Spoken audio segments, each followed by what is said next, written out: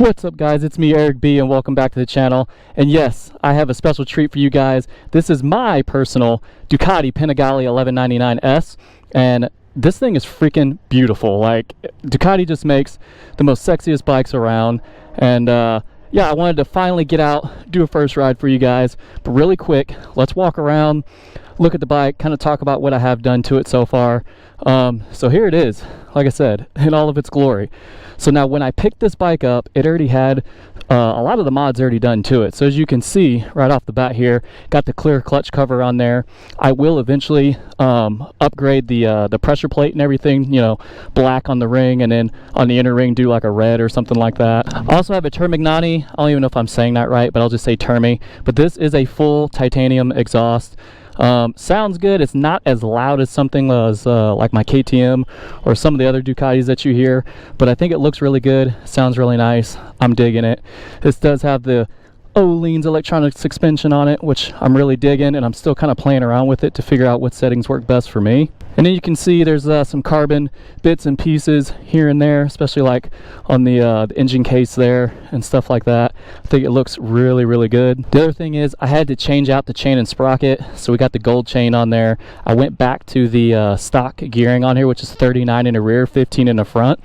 When I picked this bike up, it had 41 in the back, and the sprocket was just done. So this bike needed a little bit of TLC and everything, but I think I got her running the way that I want to now.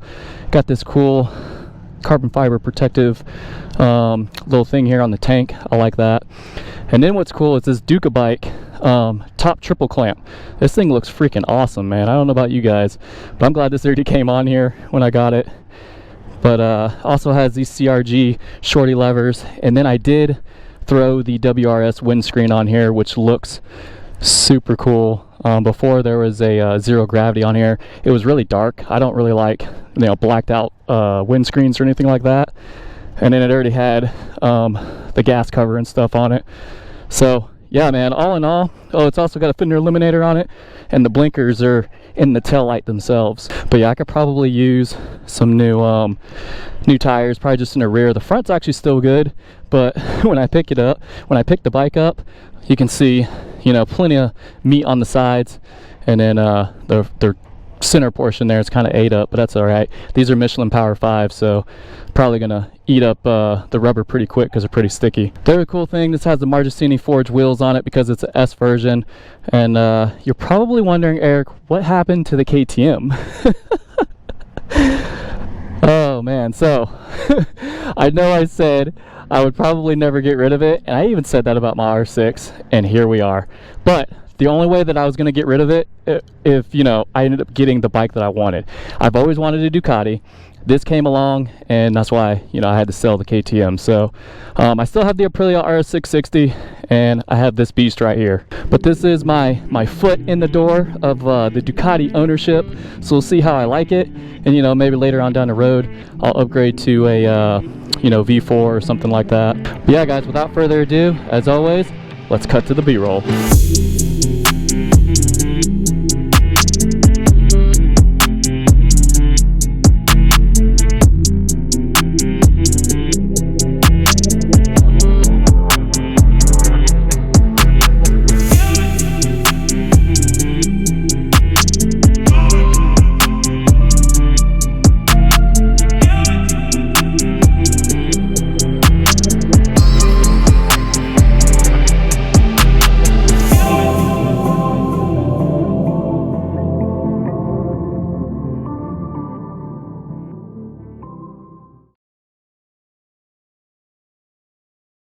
Oh my gosh, okay, so I don't know what was the last thing you guys heard because my GoPro for some reason stopped recording. It's like I have to keep checking on it to see if it's recording. Alright, so let's start back to where I was talking about the power modes. So there's 3 different power modes: wet, sport, and race. You know, 195 low, 195 high in race, and then 120 in wet. and you can adjust the electronic suspension for each mode manually. I don't know if there's a dynamic you know, option where the suspension adjusts automatically when you're on the road. And yeah, man, the other features, you know, I don't know if this one has ABS. I know the base, you can get an ABS option, but I'm not sure if this one does or not. I mean, I'll just have to check it. I haven't had this bike very long, guys. It does have traction control, and you do get engine braking control as well. Now, I do have an engine light on right now, and that is because I need to change out. I ran the diagnostic, and I need to change the map sensor on the vertical section, and then the I think it's intake air sensor. You can change those out, and it should be good to go. I have it on race mode right now, and the suspension setup is very stiff. You can definitely feel all of the feedback on the road and everything, and how this feels between my RC8, you know, and this is this bike is it's a little more I'm trying to think of the word for it, but all of the power is more up top compared to the RC8. I'm trying to talk to you guys and ride at the same time, so I'm not really hitting these curves here. Yeah, the way that the RC8 hits when I initially get on it, it's all low to mid-range, and this bike kind of the same, but more shifted towards the top. So this bike definitely has more top end than the RC8 has. Definitely has more horsepower. This has 195 horsepower and about 97 pound-feet of torque. But it still has that raw, kick you in the face feeling that the RC8 had, which I like from the big twin cylinder engines, because this is a L twin, not a V twin. I want the guys on the comment section to, you know, oh, it's not a V twin. Yeah, man, I'm really digging this bike so far. You know, unlike the KTM, it had no electronics or anything on it. This bike does have some electronics and everything, which is pretty nice. It does have a quick shifter, but no auto blip. And the quick shifter is pretty smooth, not too bad.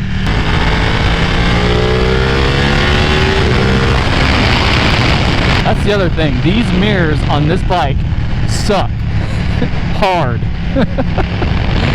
That is the one complaint I have, is these mirrors are just worthless, man. They just vibrate all over the place.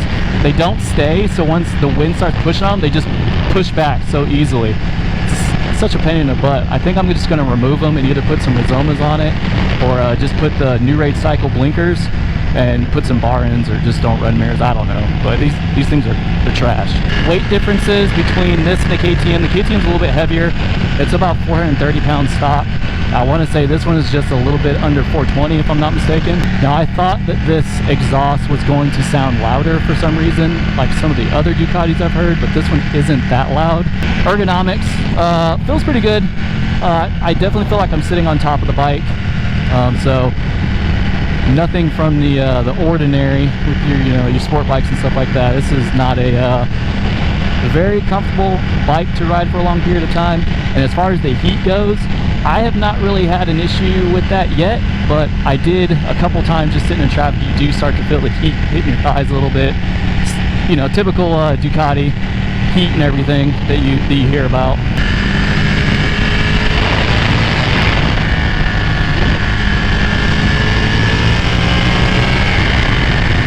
But yeah, so talking about the looks of this bike, man, like I said before, Ducati makes some really nice looking bikes, and this thing is freaking beautiful. It feels good, man. It feels really planted. Sometimes my KTM would be a little squirrely in the back, but that's probably all due to suspension tuning. And yeah, I'm not getting too crazy or anything back here.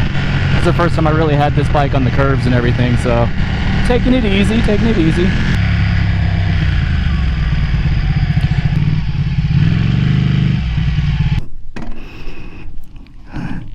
All right, just wanted to get off the bike. Wait, let's make sure we're recording. Yep, we're still good. I don't know what's going on with this thing. It's a Hero 10 and it's been doing that lately. But I just wanted to get off the bike, show you guys this beautiful art piece one more time. Definitely like the front end. I don't know, do you guys like the newer V4 front end or the previous generation? I was really digging the newer version, like the V2 and the V4s, but now that I have this, I kind of like it. So, man, look at this thing. Just look at it. Yeah. I love it, man. Definitely love it. So I want to get back on the road to an open area and do a pull for you guys. And then, yeah, that'll be it, man. Gotta show you the startup with the clear clutch cover. Well, first of all, you gotta have the bike on.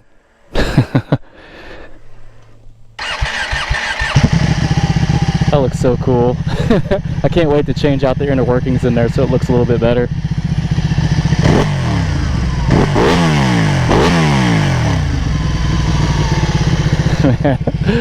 Oh, I love this thing.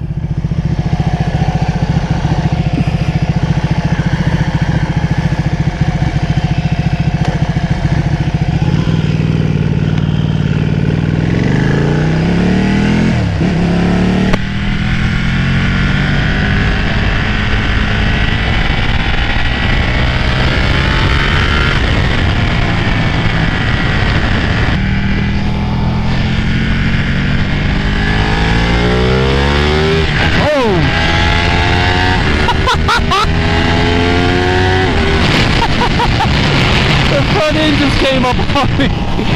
Yeah, this thing is a lot more powerful than the KTM.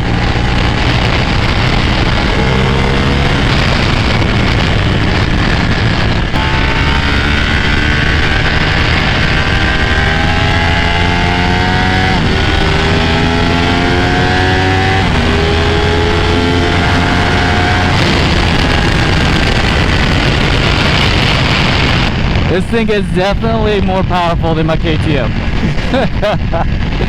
KTM, like I said, it's still no slouch, man. But I just feel everything is more up top on this bike. But yeah, man, that is it for me. I hope you guys enjoyed it. If you're new to the channel, definitely be sure to subscribe if you want to see more Ducati content and some APRILIA RS660 as well. And I'll see you guys in the next one. Peace.